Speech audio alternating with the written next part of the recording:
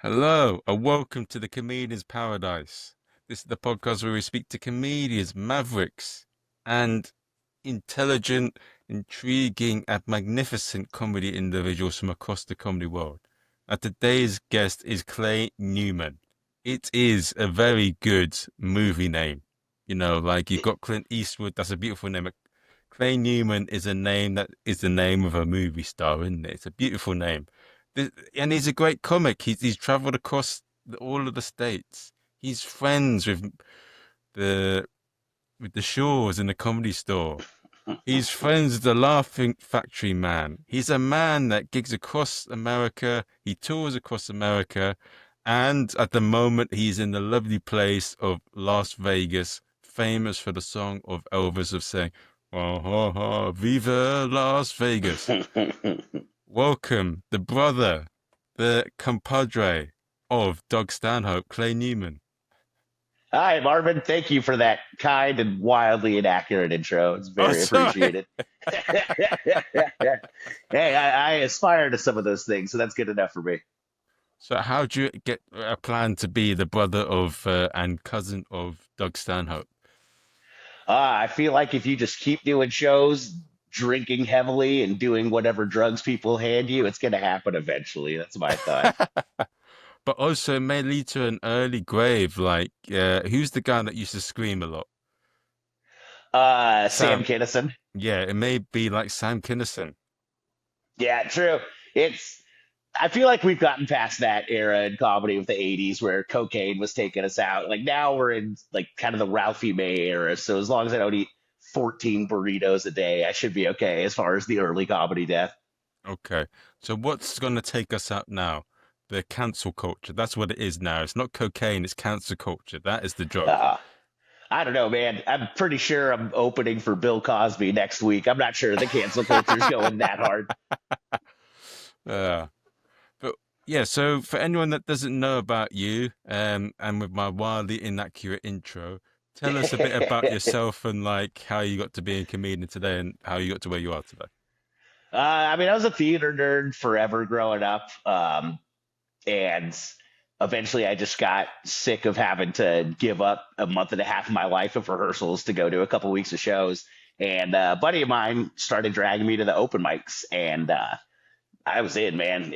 There are a couple times that you bomb so hard in the beginning that it's easy to take some time off and not come back to it. But I managed to be just good enough in the beginning to get addicted, and that was about 12 years ago. I've been going pretty consistently since. Yeah. And with the comedy game itself, what is it that you love about it? Because I know that, what do they call it? They call Los Angeles the city of angels. It's ironic because I'm guessing it can be the reverse of that.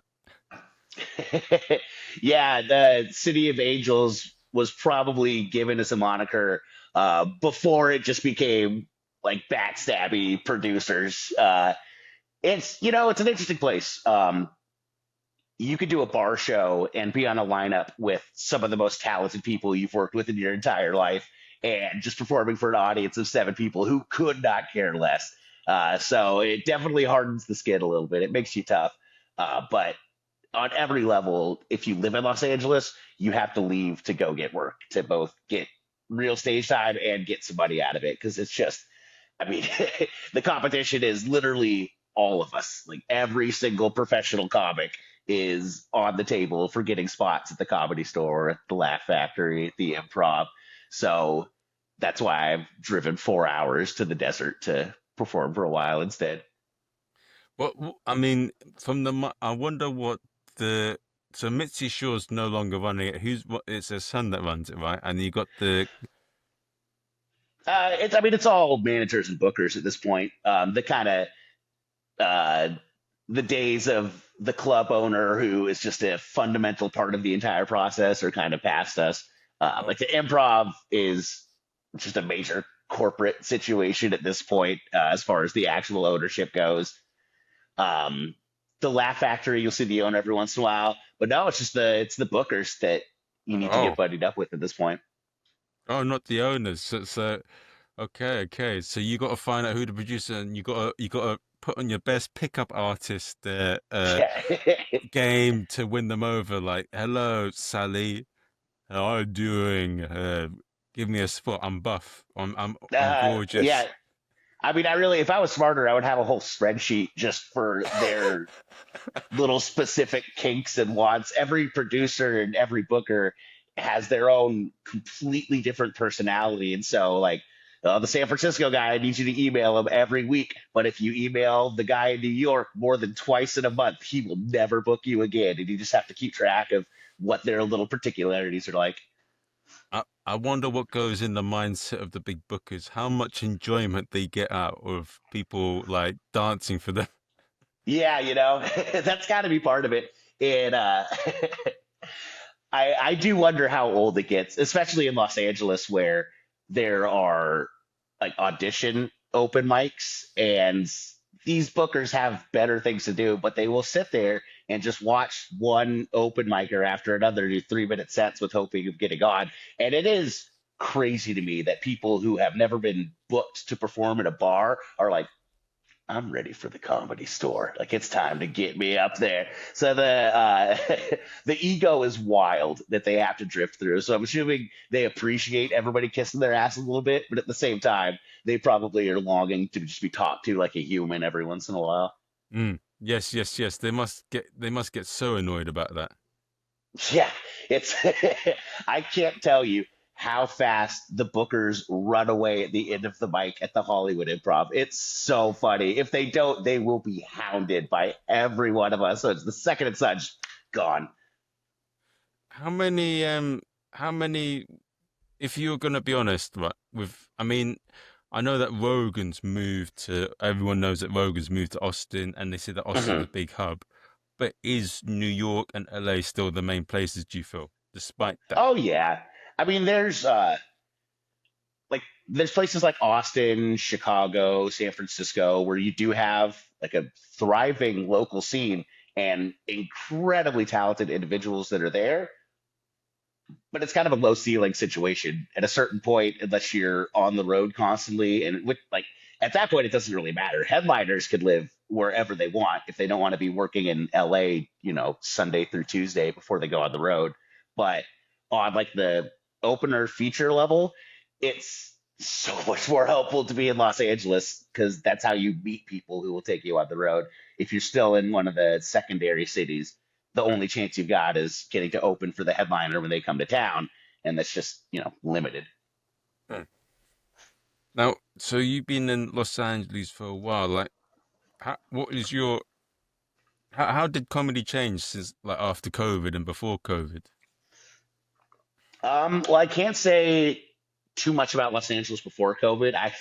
I was in San Francisco, which is where I started Oh, okay. comedy, and literally days before things shut down for the pandemic, I moved to SoCal. I was so ready to have a red carpet rolled out for me. I had all these shows lined up, just a big old welcome party, and then pandemic for a year and a half.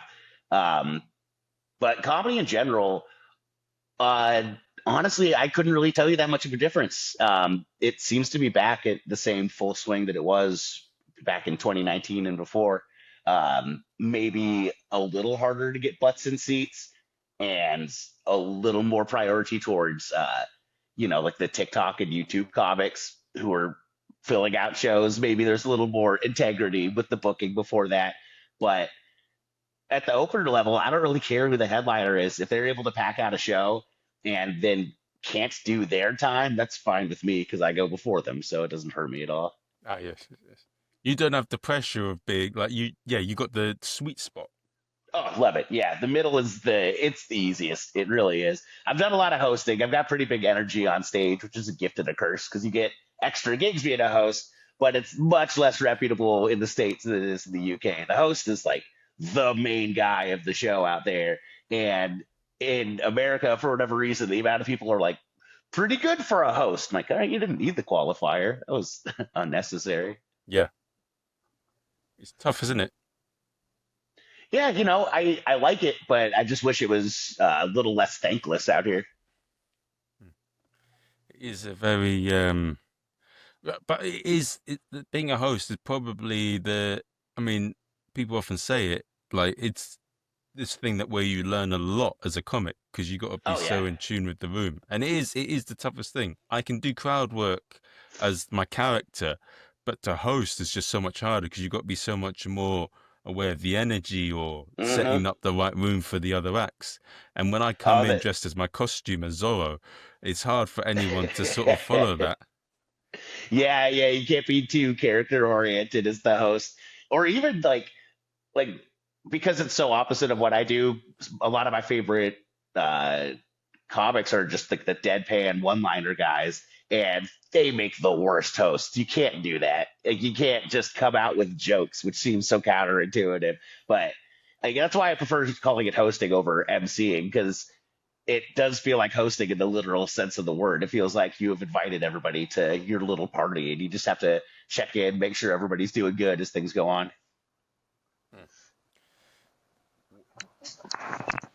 When you host as a whole, do you do like a 10-minute? Watched the LA Comedy Store, and there's a guy with long hair and glasses, and he did about 10 minutes, and that was it. It went quite well, but then after that, I didn't see him do any room recovery. He just introduced act after act, and there was Oh about yeah. bloody 8 acts on. You had Eliza Selzinger, Kevin Nealon on. He did some silly little dance, and then Jeff Garlin on, and then you had all of them on together, like one after the other. There was no Hmm. recovery. Well, I mean, they are very clear at the bigger clubs, at the store and the improv in particular. Like, you know what minute you're supposed to be starting. It's pretty crazy how on top of it they stay, considering all the egos they have to deal with. And so if Chris Rock is coming later and Chris Rock's allowed to do a little extra time, but that means as a host, you have no spare seconds. You get off the second you're done, and then maybe a tiny, tiny riff in between comics, but for the most part, absolutely no material. You're really just trying to keep it as snappy as possible. Okay. But what if someone's bombed and you have to pick up the edge? Or is it just like, no, no, no, no, sorry, kid, you No, gotta do it yourself. you get maybe like 10 to 30 seconds to try to pick it back up. But that's the thing. At that point, like, every comic is such a pro, they don't need you to do that for them necessarily. Like, the big dogs don't need the warm up act. It just keeps the show going. Okay. God, what about the shows? Someone told me they went to Austin and comic after comic was bombing, and the audiences were about to leave, and he says, "Listen, dog, I'm from Sweden, man, I'm American, but like they need a good comedian." But then he got bumped off, and the headliner went on because they didn't want the audience to leave. Yeah, yeah, it happens. I mean, that's the problem when you get a scene like Austin where it gets all this momentum, but then they still only have so many local comics to try to fill the lineups up. Well, so you travel across the country and you do like casinos and all that. How do you find like gigging, like touring and traveling gigging, and how do you find performing in front of the big rooms like Laugh Factory and Comedy Store and all those places? I mean, it's apples and oranges, you know. The comedy store in particular actually does kind of feel like it's in my comfort zone as far as the casinos go because you get a lot of tourists there. You never really know where people are coming in from. Uh, the Hollywood Improv is probably my favorite room in LA, but it's so hard because you have the locals there and they are just genuinely unimpressed. They've all seen every famous comedian in the world and they know that the MC is not the like ticket name. And so you do kind of need to earn it there a little bit. Um, but yeah, there's I think the best audience members are people who like needed to get a babysitter and this is their one night out of the month and it's special. They went to their favorite dinner and you get those a lot at the smaller casinos with the locals. That is their big trip for the season. And that's the right mentality, I think, to go and see a show, to just already be in a good mood, to know that this is a proper event versus LA. We're just like, oh God, another one of these. Ha ha! That was very stereotypical Valley Girl. That what you did there, like, oh my God, you did. OMG, I'm so sick of stand up. I, Have you had any like weird moments from Valley Girls like, oh my God, and you've like torn them to shreds? I mean, I do constantly find myself feeling like ancient and uncool when I perform in Los Angeles and New York. Like last time I performed in New York, there was this like just adorable young ethnically vague couple that was sitting up front, and the woman just kept saying on God, and I just like I didn't feel comfortable enough in like my own age and coolness to ask what it was. I had to get off stage and Google what is on God. I'm like, oh, compliment. She was complimenting me. That's Oh, nice. okay. It seems to be like the Gen Z version of like I'm with it. On God. Didn't have the heart to say, what is that you're saying, cool lady? So I'm gonna say something that's very strange and weird.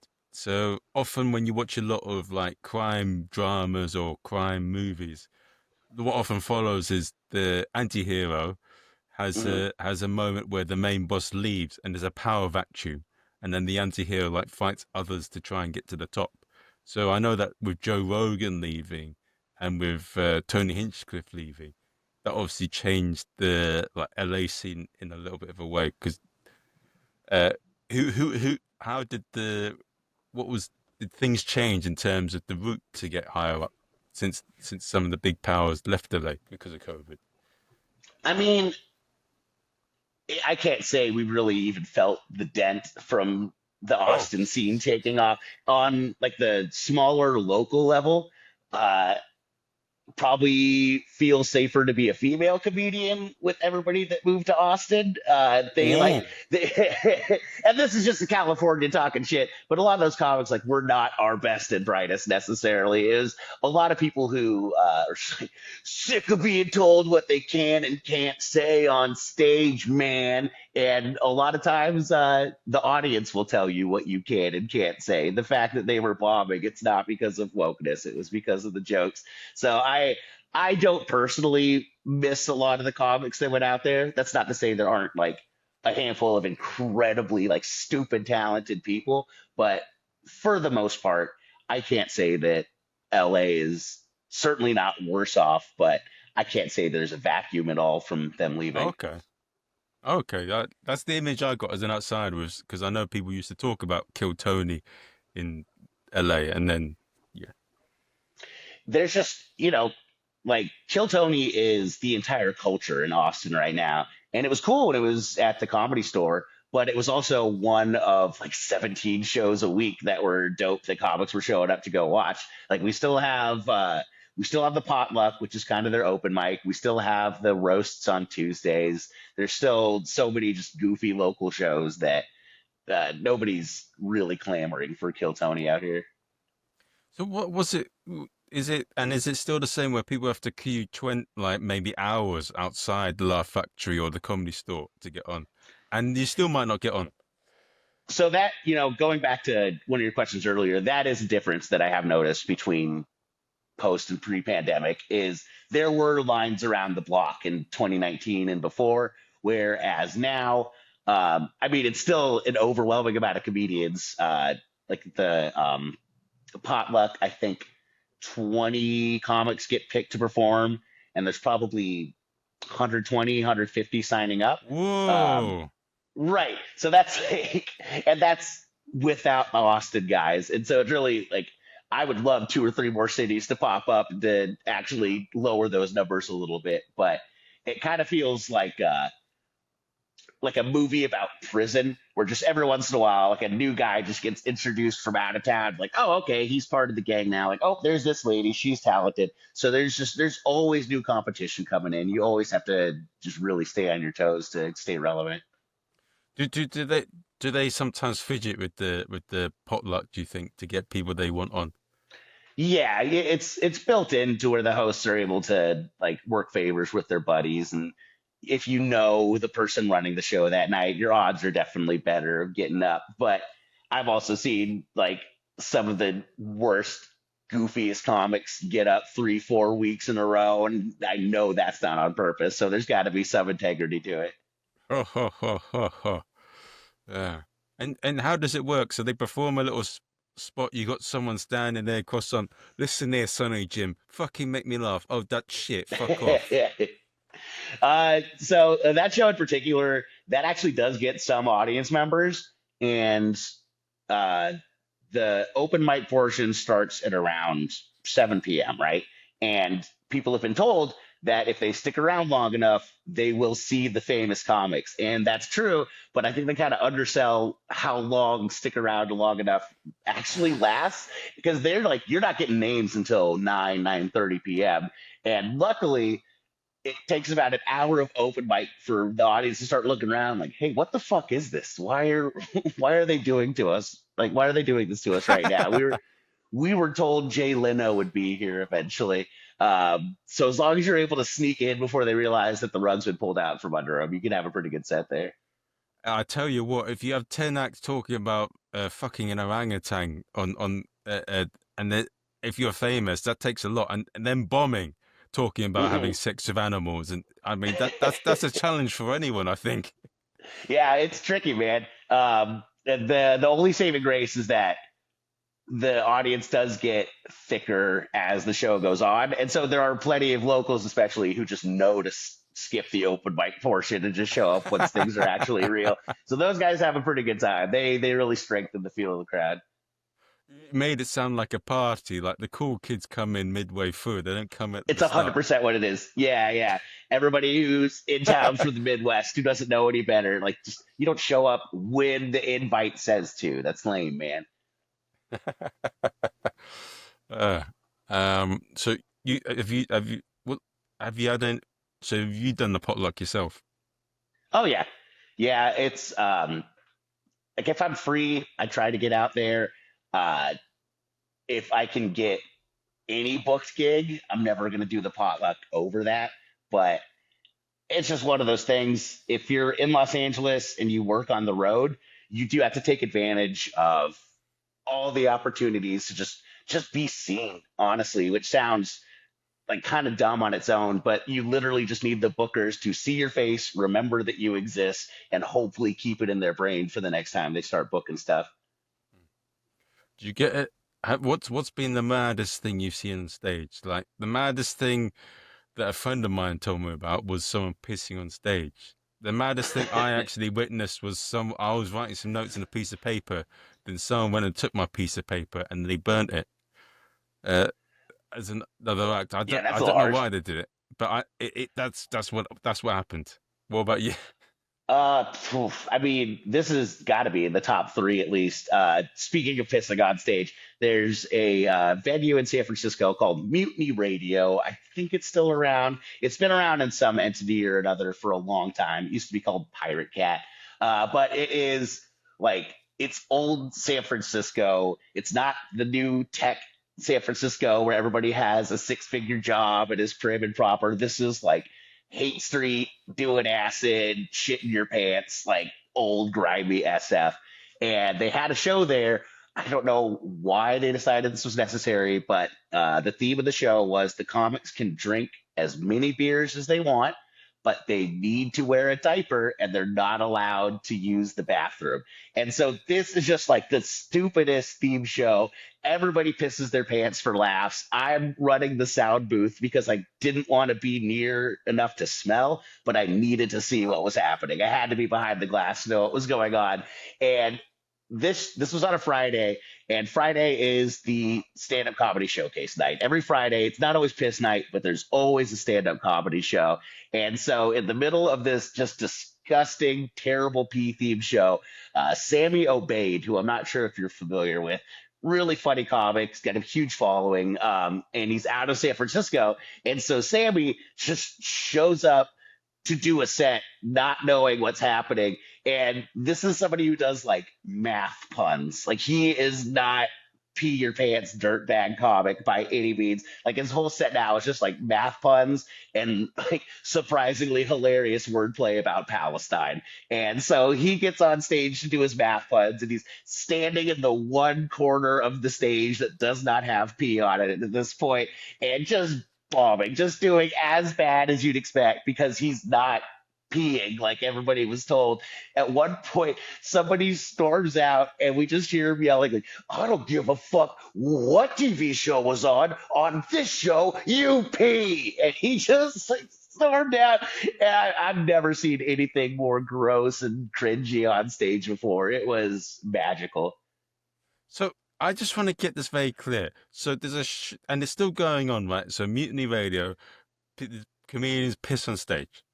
That was a one-time affair. I'm sure the cleanup was a nightmare. Like that place always had a funk to it, but after that, it must have been brutal. But that was, I mean, a comedy staple. And just every once in a while, the owner got an idea and nobody told her no, and it just was as gross as you'd expect it to be. Oh, was it Pam Benjamin? Yeah, It's a hundred she percent ran it. Pam Benjamin. I've interviewed her on the pods, and she now moved to. I when I interviewed her, she was absolutely lovely, and I had a good chat with her. She told me that someone gave her $5 in her wallet to try and have sex with her, and then no, $50 actually, that's what it was. And then, Okay, yes, please, $5. Have some respect, lady. but now she runs a festival in Greece or something, and Yeah, yeah. she did a post ask for comics in the UK, and they've got people have got really offended because they're like, "What are you doing, charging us to to apply for it? But there's a chance we might not get on, and then you give some sort of discount code or something." People have really Oh, ripped into her. I didn't know that was not a thing outside of the States. That, for whatever reason, is standard procedure where most festivals are funded by hundreds of sad, desperate comics trying to get in that don't. I That actually makes me really sad that that doesn't need to be a thing for applying to festivals. What? That's a regular thing. Oh my Yeah, God, that is. yeah. From the top But down, like but even you're the the talent. smaller competitions. You're the talent. Why should the talent have to pay to be in it? And they Well, the names don't. It's not like anybody recognizable needs to submit $30 to try to get into Sketchfest or something. But yeah, at the opener level, it's just one of the fuck's many sake. systems of taking advantage that nobody stopped. Well, the Edinburgh Fringe is a bit of a money making laundering scheme, but at least they only charge you when you're in the. They've accepted your application. They put you in the system. That I never would have assumed that. I just assumed to do Fringe, you just throw them $50 and hope for the best. fucking hell. They got these God people in the organize these festivals in America must really be licking them. I bloody hell, that getting money out of people just applying. So if you don't like someone just for the look of them, you can put, oh, I don't. Sorry, you're not good enough to get in. You're just not the right fit. But there's no way of proving whether they're um, racist or this or that and they get money out of you. Yeah, that's Oh, anytime bloody. there's like a festival rejection email that goes around, there's a nice like bitter conversation that happens amongst all the local comics because we all get it at the same time. We all find out immediately who made it and who didn't. So yeah, just I don't know why America seems so convinced that nobody wants to pay money for stand-up comedy, but they're like the two drink minimum thing. Like there's just so many ways to try to bleed a little more money out of the system, and it's frustrating considering how many venues we have just specifically for stand-up. You'd think it would be more successful. That's mad, man. I mean, look, yeah, I will say that, and I'm sorry to say this, Claire. When I was in America in 2017, I did notice that in Britain it's definitely a bit capitalist, and they are can be quite what's the word for it? Predatory arseholes. But I know in Hmm. America it's like you're like that, but you're unapologetic about it. You're like, Yeah. yes, this is us. Like, if you don't like it, kid, suck a cock. That's what this Oh yeah. I that mean, or there's. vagina, whatever you're into. Do you guys have this? It seems like it's just kind of specific to LA and New York, but there's a lot of open mics that's just like, you want to do 5 minutes? Give me $5. You want to do 10 minutes? Give me $10. And you're literally just supporting the host's cocaine habit. That's the only reason that's happening. And I just like, I don't understand how people don't quit immediately if that's how they start, where they need to pay just to go say words into a microphone. Yeah, no, this is an issue in London as well because a lot of the times now you got to be forced to bring someone along, and Ah, also yeah. they do bring your own bringer, so you go and watch the show, and then that means next time you get to not go in without bringing someone in. But Oh, interesting. there is a bit of fishy business where if they know you well enough, or if you're friends with them, or if you're crafty enough, you can just pinch a friend of another comic. You can get him without doing, which is what I do. Oh, Sorry, I yeah. should have said that. Yeah, listeners, keep it quiet.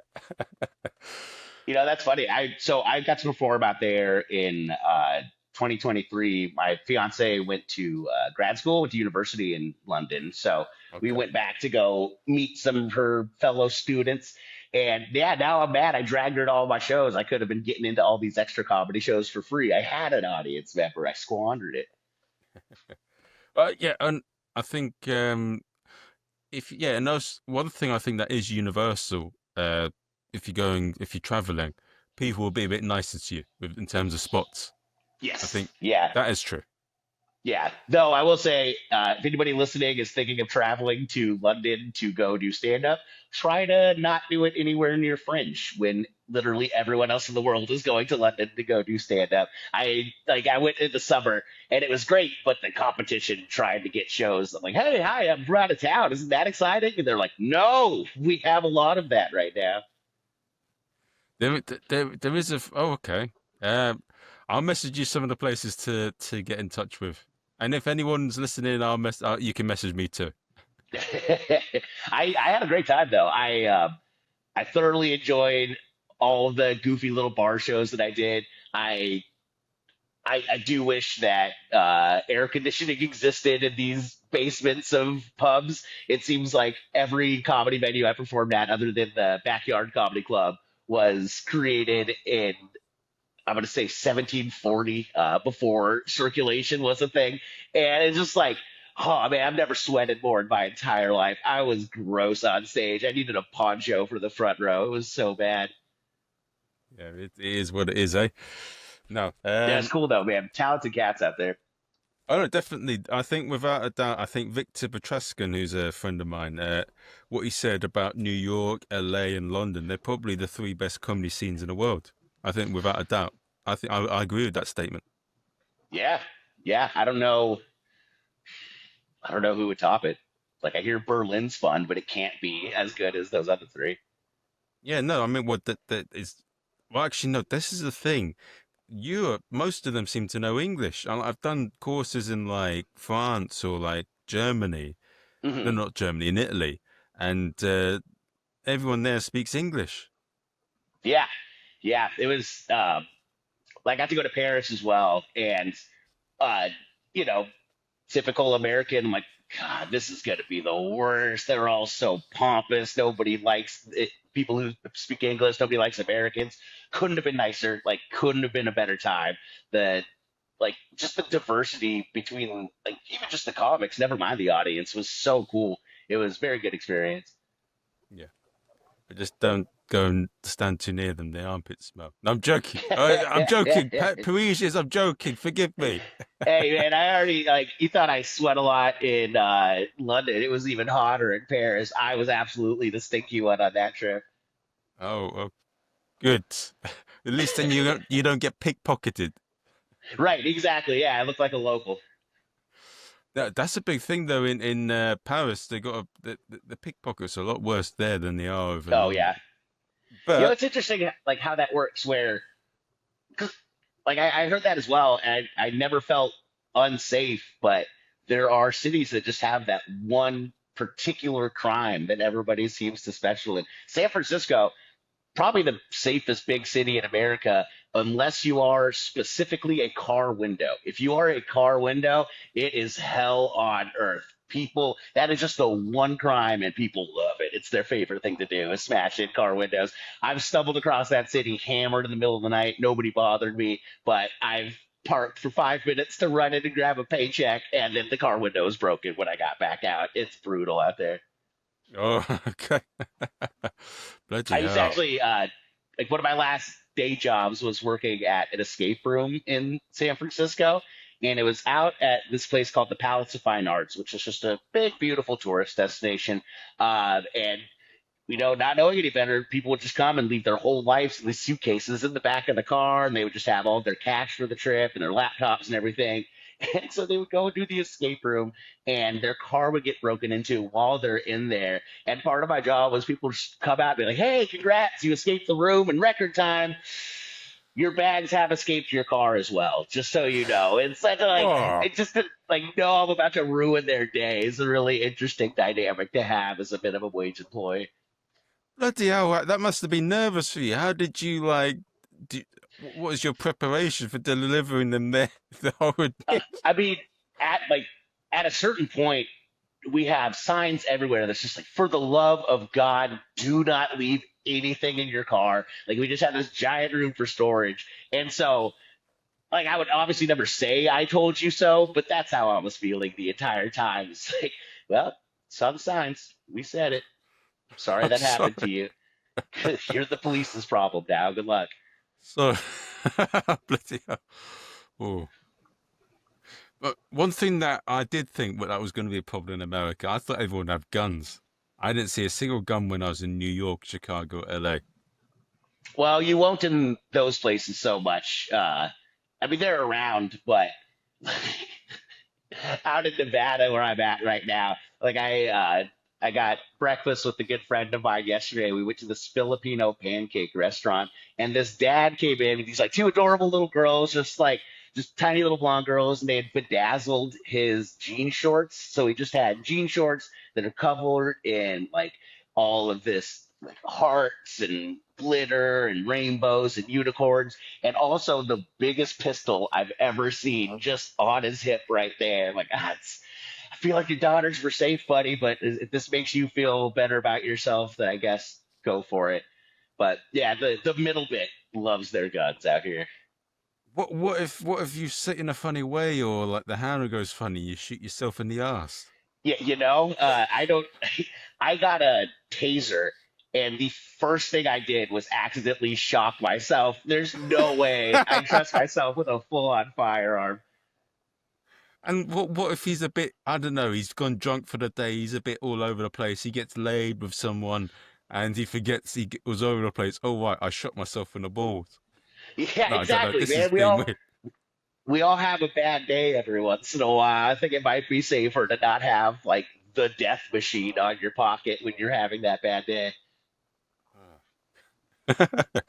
I honestly, with having guns being too accessible, I feel, you have a bad day and they have this saying, if you believe it, conceive, believe. What if you have a really bad day, you're really depressed and you're annoyed, like, fuck it, I want to end it. You have the gun there, conceive, believe, achieve. That it's Yeah, the man. wrong Do you know kind of how thing. much work it is to tie a noose? You got to like go to YouTube, look up a noose tutorial. Nobody has rope anymore. So much work goes into killing yourself if you don't have a gun. I can see it discouraging you in just the effort of it all. Oh god. We're gonna be cancelled now, Clay. Hey, isn't England working on getting assisted suicide anyways? I'm just trying to help out the culture. Oh, thank you, man. I appreciate it. American hospitality. that's like that's how it is to be an American right now. As I see that places like Canada and England have assisted suicide. Oh, they get to kill themselves. We don't even have that. Well, one thing that I find, one thing, this is going to be a bit controversial, and I think certain people are going to hate me for it, but I'm going to say it anyway. The one thing that really gets annoying with me in like certain creative circles is they have a lot of fixed thinking where they shout out and they say things like, "There's a lot of people that don't like Donald Trump, but the thing that I don't like is they say that Donald Trump is like Hitler, and they put on this narrative that he's this or they, and if you don't agree with them, they say." They try and like pressurize, oh, you must be stupid or you must be racist or I mean, they try and force one thing, but it that's the thing that I don't like in a lot of creative circles. I don't think he's necessarily a good person, but like trying to force people to think a certain way and not having open discussion. That's the thing I don't like about a lot of creative circles. Yeah, I mean, I don't know. Yes, don't I'm probably answer. not the best Save one yourself. Save to yourself. speak Save on that. yourself. No, no, because I have a hard time believing that anybody could vote for Donald Trump without being some combination of racist and dumb. Like it just, if you go by the things that he's actually done and the things that people cheer for, it's like, oh, well, that is objectively bigoted, or like, oh, we're gonna fix the economy by paying countries more to import stuff. That doesn't seem like a good way to do that. But if you pay me money to watch me do stand up comedy, the last thing I'm going to do is lecture you and tell you how to vote. Like, we're all there to laugh. If you need to have a political conversation with me after the show, I guess I could do that while I'm trying to sell my little merch. But I'm not there to change people's minds. I'm just there to have a good time and get that drink minimum filled. Yes, yes. I think that's the main should be the main focus of a lot of entertainers. But I feel that there's a lot of the thing that I don't like. There's a lot of forcing people to try and like think a certain way. And that's what I Yeah, don't like because I've never there's really taken the trouble to really look into it. But I don't like you trying to force me to think a certain way. yeah, I mean, there's a lot of like clapter, just a lot of people going for applause instead of laughs, especially in Los Angeles and New York.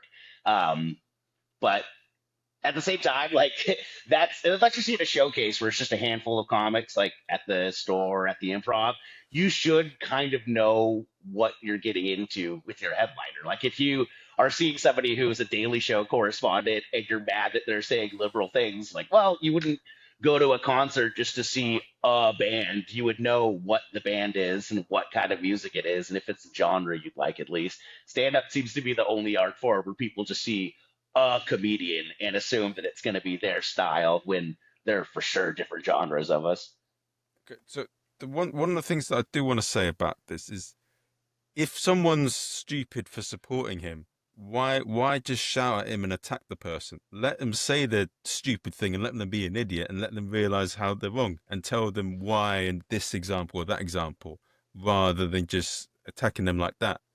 You know, Oh and yeah, if you go and do that, you force people to go further than their show, then there's no debate and they just do what they want anyway. But to go and like force it, why not have an open dialogue and they can see why they're wrong? Or you could see maybe something that's a little bit different. But to try and force someone or just to label them like that, that's not going to win anyone over. You've seen it in terms of like Brexit, or you've seen it in terms of the 2017 election where Trump got in. And you saw it again with the Kamala Harris versus him. The same thing happened, and he got in again. And the thing is, as well, if you don't want him to get in, why are you behaving the same way that gets him in again? yeah. No, well, that's such a difficult thing to balance because I completely agree with you. Like there is nothing constructive about like beating someone over the head and saying you're wrong. But it's like it's so hard to be blamed for the decision that other people are making. You know what I mean? Like, yes, we could go about uh, things in a less divisive way. But it's like, oh, I'm sorry. Did I make you be racist by being mean to you? That's so rude. I guess I should have been nicer while you were being a racist. And it's just like, it's so hard to pass that blame onto that group. No, but I feel so. Someone said to me that Trump was Hitler, right? But some from what limited thing that I've seen of him in the news, he's just said a lot of very controversial things, and some of it just feels like he's trying to get attention, and he's saying things that some people feel to get them emotional. What has he done? Has he got done something where he's done something like him and a group of people went and attacked a certain race, or has he Yeah. what has he so name the things that he's done that makes him like that. Don't just Well, say so, that and I then mean, say if you disagree with it. like the Hitler thing's obviously an exaggeration. I wish instead of saying that, people say like, "Oh, it's kind of how it started." Like that seems like a much more fair way to go about it Okay. versus like he's not putting like there are no death camps, but he is also like he's arresting literal citizens and deporting them at this point. Like there is always been America's always had a rough relationship between police and especially darker skinned minorities. And right now, the level of profiling that's happening with our border patrol agents, anybody who looks Mexican has to talk to these people and they have to show their ID and they have to show their passport.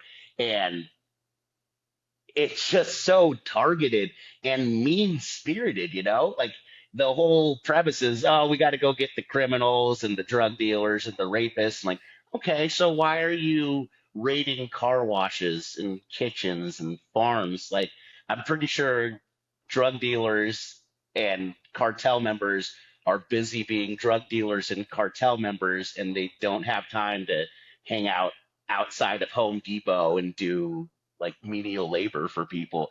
And there's a lot of attacks on the trans community that don't help anybody, just make life worse for certain individuals. There's like he's trying to get rid of Juneteenth as a federal holiday, which is a holiday that celebrates like when we finally ended slavery in America. And it's like it doesn't help the economy. It's purely performative and it's purely from a hateful place. Like there's no logical reason to say, let's stop celebrating the lack of slavery in this country. It just, I don't get where it comes from. Okay. But what if so you're saying that there's certain things that happen, but what if certain crimes statistically on average or in a lot of cases are committed by certain backgrounds or certain people? What if they're the ones that are, if I don't know anything about it, but if the evidence supports a certain thing, what, and it's not Oh, that's, I manufactured or mean, it a happens, you narrative's know, being it, created?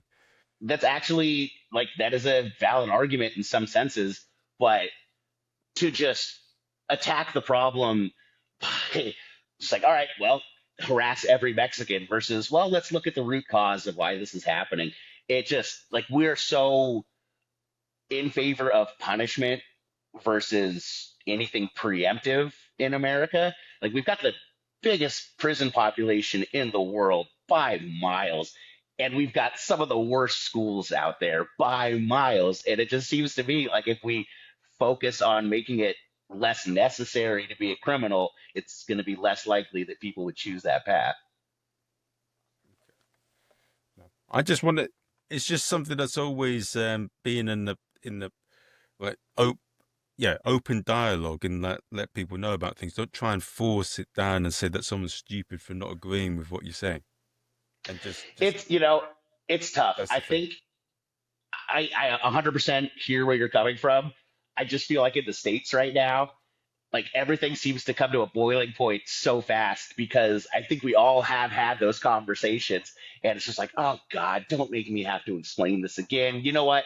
Fuck it. I don't even want to talk to you. You're stupid and racist. It's just like laziness, I guess, if nothing else. But it comes, I think, from a place where everybody's just sick of having the same conversations. Okay, we'll see. Um, But yeah, yeah, that's more my personal experience than anything. And that's coming from somebody who is incredibly left leaning, who lives in an incredibly left leaning place, who works in an incredibly left leaning field. So I'm definitely not the best one to diagnose what's going no, on right now. no But worries. I could tell you like a lot of us are just sick of holding people's hands and asking them to stop doing objectively bigoted things. So are you okay? Uh, let I think we'll leave that bit down there. But it's just something that's in the thought. Yeah. But so following on from that is so being in Los Angeles, gigging across different parts of America. Um, one thing that I have found. So there's a guy that I had on here. Stuart Huff. He's a road comic that's been going for quite a few years, and he told me that a lot of so he even went into a KKK town, and there was a lot of people. He's quite a left leaning guy, and he Mm. thought they were going to be quite racist, but it turns out a lot of them were right, and they wanted to escape the town. But he's been to left leaning places where there have been quite a few racists, and he says it's more about the individual rather than the person. And Oh like, yeah, of course. No, I mean, there's so nothing more dangerous than somebody who poses as progressive and then just slips the racism right in there. It happens all the time. I mean, shit, the number of people that Obama deported is not that different than what Trump did in his first term. It just wasn't like as targeted and mean spirited, and people were going, "Yeah, get him!" Like that energy wasn't there. People are so excited to see it happening right now. But no, I mean, I'm constantly surprised when I go to places. My judgy ass will show up and be like, these mountain hicks, like nobody's going to get my jokes. Nobody's going to have fun. And then they're just the most pleasant, intelligent people. It's, like you said, it's about individuals. yeah, yeah. What's so with where so you gig across the country, you tour across the country. You said Mhm. that you mostly do casinos and you've done the odd college here and there, and Yeah. you gig in Los Angeles, you gig in Las Vegas. Um, Saying what we said there, that is about the individual and a lot of the times. But have you noticed a general like difference between playing those sort of rooms? Yeah, Crazy colleges are topic. tricky. Colleges, like I'm just, it kind of is like New York. Like I could just never feel more old and uncool than I do trying to perform at a college. Just going through all of my material and trying to remember, like, oh, not everybody's college experience was like smoking a bunch of weed and doing theater. Like that is maybe not as relatable at this tech school that I'm performing at right now. Um, but honestly, I mean, once you get outside of LA and New York, all of those clubs, you can kind of live in the same world of material. Like once you get to, like I was saying, like the people who are got the babysitters who are doing their one big night out, all of those people in the States at least seem to be on board with like the same, I don't want to say less challenging material, but you don't have to do like heady jokes on top of jokes on top of jokes like you do in Los Angeles and New York. When you go perform in the Midwest, you are maybe the fourth or fifth comic they've ever seen live. And so it's like if you want to talk about airplane food, if you want to talk about the difference between cats and dogs, then that material is there and it is fresh for them. So it is, I don't know, coasting feels condescending, but it's honestly kind of a relief for me to not have to be like the most creative comedian that they've ever experienced. Which it does feel like that in New York and LA. Like road dogs do so poorly when they come to Los Angeles for the first time because everybody's like, "Oh God, really? You're talking about dating?" Like it's nuts. Why? Because they've heard it. Because like you're going to talk about dating. Like I've seen 17 comics talk about dating this month alone. I like they need something new. A lot of the comics that come out of Los Angeles are like just sharp. They're on the edge of everything funny. They're getting laughs from the other comedians, and when you get laughs from the other comedians, as much as like I respect it and envy it and wish I could do that too sometimes, that is not what the the mother of three in Minnesota wants to hear. Like she doesn't understand the references you're making. Oh, okay, okay, okay. Yeah, yeah, yeah. That's well. I remember talking to Sean Eli. He was in a lineup filled with comedians where every single comic just talked about sex, and then the audience said to him at the end, "Well, thank you for coming on and not doing that." It's funny sometimes because it just happens naturally every once in a while. We watch the host and they just like they're bombing, they're bombing, they're bombing, and then they make a sex joke and it works. I'm like, okay, is that what you want? And then every comic just ends up doing the same thing. They bomb, they get dirty, the dirty works. I'm like, okay, I guess this is a dirty show now. But I'm sure there are audience members that weren't clamoring for that. But I think some people sometimes think that people being shocked and outraged is them finding it funny. It's more they're like, "What the fuck is this?" Ha ha Yeah, ha ha, in a yeah, very bad exactly. way. Well, there's like just the nature of a joke is it's kind of a magic trick. Like you need to be surprised by the punchline in order to find it funny. And that's where I do think people get lost in that sense is they forget that the surprise is supposed to be clever and not just shocking. I wonder what the mindset is. If someone's like worked for 50, like they've had a, I don't know, 50-hour week, they're on a Friday night and they brought their girlfriend or their wife out for a fun show. They get duped into coming to a show and then all they hear is crude sex jokes. They probably think, Uh, listen, I do those things with you every night. I don't want to hear it done down there. And then, but a little thing that I had from, well, Gerard Staunton, he calls himself like Gerard Staunton, not Ger Staunton. And he mhm. says, you got to think about it. When you're running a show, when you're a comedian, someone's taking their time out to go and watch you. Do you know how much effort they've done in to come and see you? And A you need hundred to really percent. think about it from their side of things. If you go and do something offensive or really this and that, you've ruined their evening. And I was also talking about how if you give someone a bad experience in comedy, that could put them off for other shows. And it is an important thing that people have a good time at your shows because it will affect the thing as a whole. Oh, absolutely, man. I mean, it's, in the same way that I think at this point, if like a woman is scrolling through Tinder and they see comedian on the profile, their immediate response is like, "Oh God!" Like that is, I think the reaction that some audience members can get too. And they do have enough bad experiences with comics. Why would they go and pay that much to go see a show again? But yeah, like 100%, it's so important that the people who make this whole thing possible aren't being punished for going out to see you. It's so sad to me when the headliner especially will just like, you guys suck. Like that should be funnier. Like they laughed at that back in Los Angeles. I hate that, man. Like maybe they're a little quieter. They're probably still enjoying themselves. It's definitely not helping if you tell them they suck.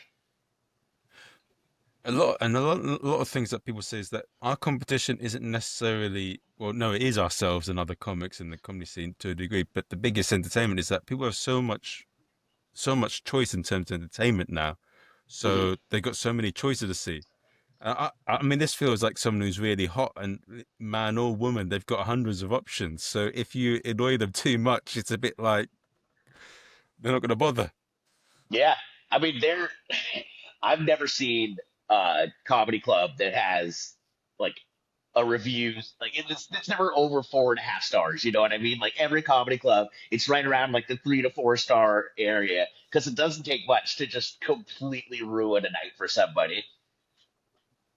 Yeah, that's true. It only takes one, yeah, one fishy thing, but Yeah, it is what it is. It's not yeah. always fun. And then sometimes, you just there's that bad day again. Like somebody's just not feeling it. There are plenty of like individuals at comedy clubs that just whatever's going on, they should have not come to the laughing place that night because they were not in the right mentality for it. But they had their tickets, their partner was going, they got dragged to it, whatever it is. So you can't take that personally, but it just yeah, it bugs me so much when comics like shit on the crowd because the show's not going as jubiantly as they wanted. If they're having a bad time, but they hide it by smiling or doing other things, that they could maybe win them over. But if they affirm it too much, you're making the bad situation worse, aren't you? Yeah, I mean, I'm all for acknowledging the situation. Like, if it's going poorly, make a joke about it, but just don't attack. Like, don't make it seem like they're being a pain in your ass when they're the ones who showed up to go get entertained. Yeah, that's true. Yeah. Now, with Cut to me tonight, just, you fucking idiots, just yelling at the audience, just completely ignoring everything I said. Like, this doesn't translate to Vegas. You guys suck, but everybody else is great. No, no. that would be a good on like sitcom bit. Just the hypocrisy of Clay Newman, rife with it. But it is so with you being a company that travels across different parts of America and also gigging in the main cities. Um, so one of the issues that happens in the UK, and I've been told this by pro comics, is that Sometimes it takes 2 months for them to get paid. Sometimes they've had to go into small claims courts to get money from promoters. And then another thing as well is, yeah, they don't get paid at all, but they still gig for that promoter. And then there's what's another thing that goes on? They do that to do this.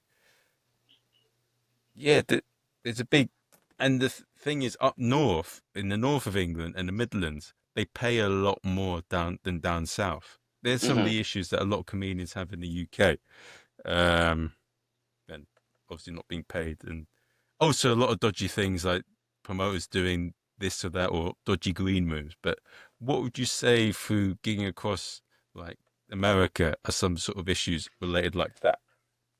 Um, I do find that people's reputation as bookers get out there pretty quickly, and so you'll get burned sometimes, but then people talk. And if you don't pay somebody, then that word's going to get around. If I go to a city that I've never been to and I hit up the local comics and say, like, hey, what's the like shows that are worth doing? They'll let me know, like, oh, stage time's fun here, but this guy is going to be a nightmare when it comes to actually getting paid from him. And then it's just up to you. Do you want to deal with it or not? Yeah. But I mean, it's a supply and demand thing. Probably same reason it's better paid up north. I'm assuming because there's less comics and it's more difficult to get the London people out there.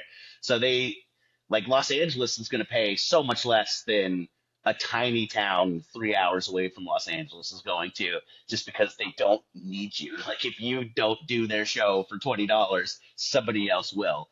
And the city that's 3 hours away can't boast that. They need you to go and do your thing out there, so they need to take care of you.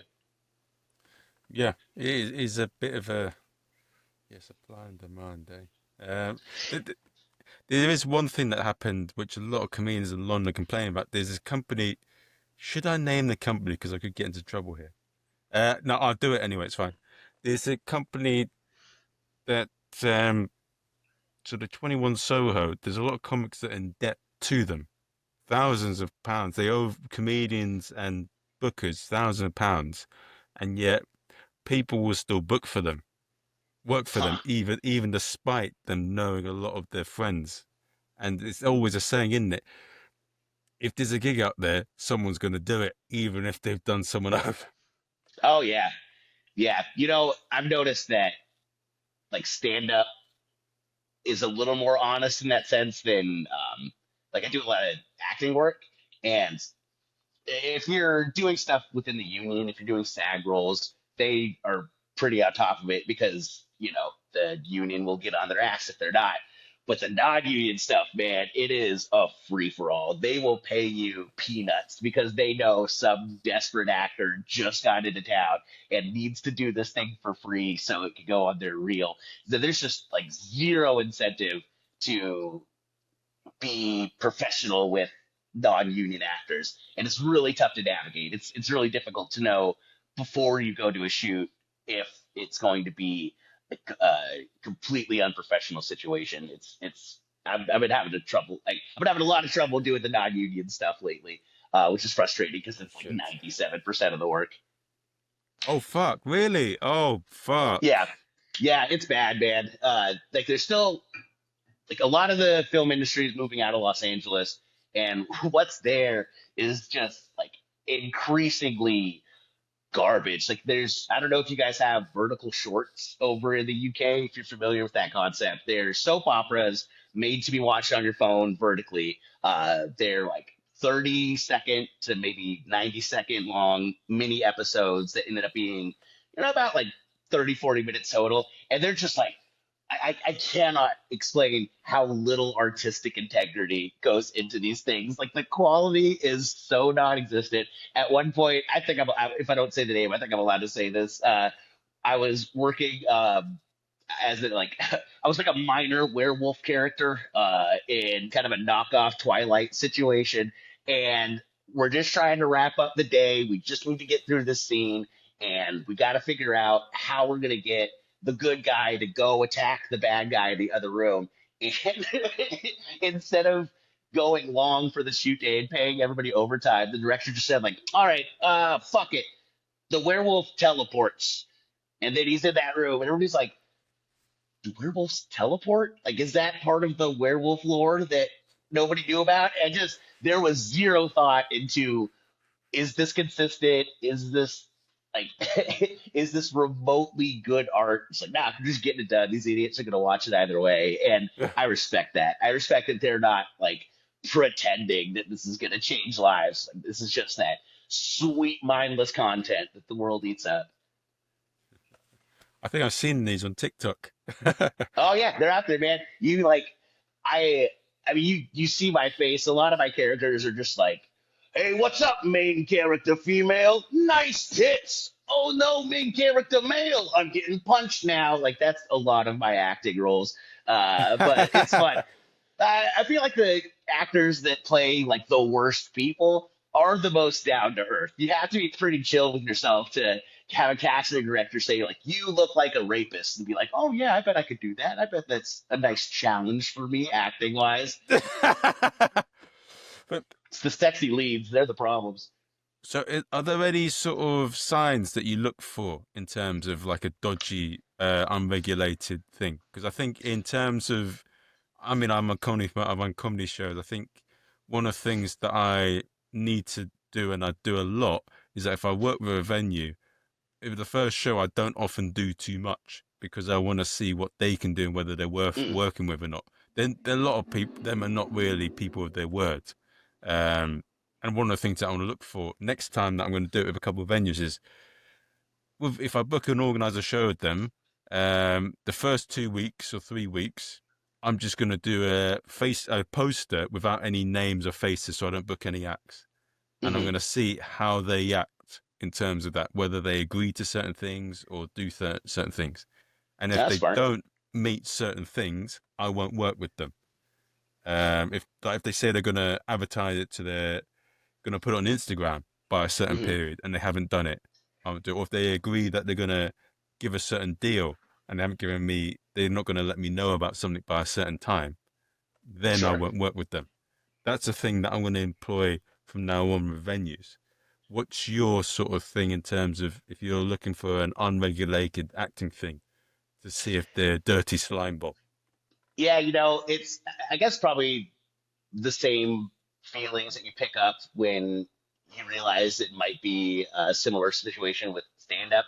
You could tell, like, if just in the communication, if they're micromanaging or if they just clearly haven't taken part of that process before, then like, this could be a difficult situation. Like, if they're how venues can kind of do that, how they will just be like just breathing down your neck the entire time. Like, okay, how long is the show going to be? How many comics are you going to have? What are the materials going to be? Like, it's it's the same way with the acting gigs where like as soon as I see a casting call and they start to explain like this is the passion project that I've been like, I'm immediately out. Like, I don't need you to like, you're not pitching me as a producer. I need you to tell me like what you want for my audition. Give me a very clear script that you want me to read. Like, if you send me the entire script and just say like, all right, let us know if this works for you. Like, I'm probably not even going to send an audition. It's not worth it to like, to do something for a producer who doesn't even know what they want. So there's no way you could try to give them what it is if they don't even know what it is. And what about in terms of producers that you noticed in terms of comedy producers? Is it the same sort of thing? Yeah, it happens sometimes at these smaller venues, just like a brewery putting on a show for the first time. Uh, Fans of stand up will have this idea of how the show is going to go in their head. And it just feels like if they're going to be such a pain in the ass about the booking process, I can only assume the payment process is going to fall into the same category. Okay. Okay. What do you mean by that? Like, Well, like, it's an experience thing. Like, if I'm trying to think of a good example. Like, micromanaging material is one thing. If a venue asked me to give them a rundown of what material I'll be doing versus just saying like, keep it clean or PG-13 or like anything but fuck or anything but sex or whatever. If there's like if they ask me to like give them like a late night show style rundown, I'm like, it's a well-meaning, I guess, request, but it just tells me that you've never done this before if you can't trust a comedian to do their job. And it, if somebody's never done it before, then I just don't know where they're coming from. I have no idea if they're going to care about paying me on time or at all because it's not their world. They don't know that that's like a devastating thing to do to a comedian. Mm. Yeah, yeah. It's funny that yeah, paying attention to little things means so much, don't they? Yeah, man. It really does. It really does. It's just like little things like having just a space for comedians to hang out during the show goes such a long way. Just I don't need a whole ass green room, but if there could just be a table where I don't have to lurk in the corner like a monster during the entire show, just goes such a long way. And you know, we need the venues. We need people who've never done stand up before to be on the producer side of it. But it's just so much easier when they could relate to what the actual job is. That's why Yeah, I like the casinos. The casinos are all like they've been working with performers forever. It is, it's a well-oiled machine at that point. The only thing that's a hassle with the casinos is sometimes you follow a comedian who did not behave properly, and I'll get these notices like, "Hi, welcome, can't wait to have you. Here's your time. Here's the pay. You may not have alcohol on the premises." Like, oh, somebody did a bad thing earlier. Uh, but for the most part, they're all, yeah, like I said, well-oiled machine. yeah. And for anyone that's listening in right now, what's been the most horrifying? No, I think you told me the most horrifying thing you Yeah, it's witnessed, got the to be the piss piss show. stage. Yeah. What's the best bit of advice you've received in comedy, and how do people find out about you? um, Best advice I received. It's so simple, and it's the it is the reason that any comedian is successful. It's write every day and try to perform every day. Just do something. Like get that notebook, even if you don't have something in your head. Stare at the blank page for 20 minutes. Force yourself to put something on there. Know that it might suck and be okay with that. Never take it personally for writing a bad joke as long as you're willing to either make it better or throw it away. I think like people who are scared of bombing, they're just not going to get to the point where they find the real juicy good stuff. Um, and where can I find me? ClayNewmanComedy.com. Nice and easy. It's a terribly designed website for somebody who lived in San Francisco and played tech people in commercials for years. I have no idea how to design a website. So if you can manage to navigate that beast, you can find my Instagram, my upcoming dates, some clips, all that fun stuff on there. And also, being a good artist and all that, you could make it a dating profile as well. Like, tell them your Bumble, your Tinder, your Hinge. Yeah. So they, no, I'm joking. Yeah, exactly. I don't know if my fiance would like that very much, but it's Oh, for sorry, material, man. babe. It's for Sorry, material. I'm sorry. Right. Well, guys, I hope you've enjoyed Clay. We've got a few bombastic episodes coming up. We got an impressionist coming up from Britain's Got Talent. And I think if I'd be right in checking it, let me just double check. I've got a very intriguing act coming in July. Or was it June? Yeah, I've got someone else coming in. And that's a doctor's appointment. They don't like you to record those. No, it's a former boxer from a good boxing documentary who calls himself Cam F Awesome. But yeah, I hope you've enjoyed it. I'll see you guys soon. Make sure you give this episode a review on Apple or Spotify, 5-star review. And as I'm a poor comedian, also subscribe to the Patreon and pay me £100 a month, okay? And Clay as well. I wouldn't be mad about it. Sorry, guys.